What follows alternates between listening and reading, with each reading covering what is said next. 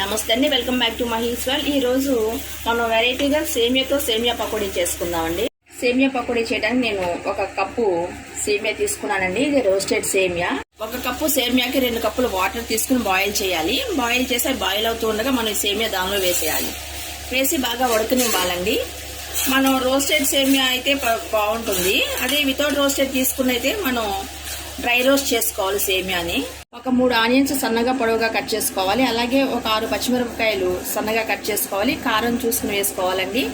అలాగే కాస్త కొత్తిమీర సన్నగా కట్ చేసుకున్నాను. కరివేపాకు సన్నగా కట్ చేశాను. సేమియా మెత్తగా ఉడికిందండి. దీన్ని ఇప్పుడు స్ట్రెయిన్ చేసుకుందాము.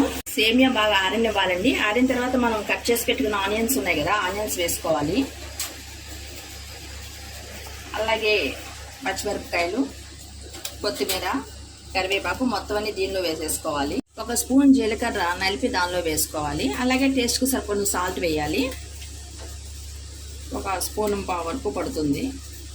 1 కప్పు సేమియా తీసుకున్నాం కదండి, దానికి 1 కప్పు శనగపిండి తీసుకుంటున్నాను. అలాగే ఒక పావు కప్పు బియ్యపిండి.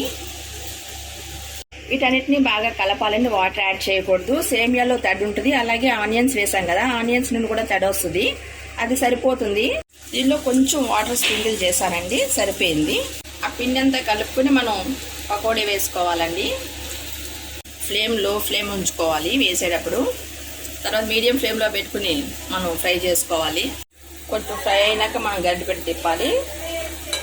వెంటనే తిప్పితే ఇదంతా విడిపోయినట్టు అవుతుంది.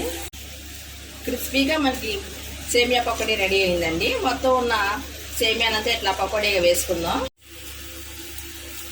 క్రంచీ సేమియా పకోడా రెడీ అయిందండి. మనం జనరల్గా సేమియా అంటే సేమియా పాయసం కానీ సేమియా ఉప్మా కానీ అనుకుంటాము. ఇలాగ క్రంచీగా సేమియాతో పకోడీ చేసుకుంటే పిల్లలు ఇష్టంగా తింటారు.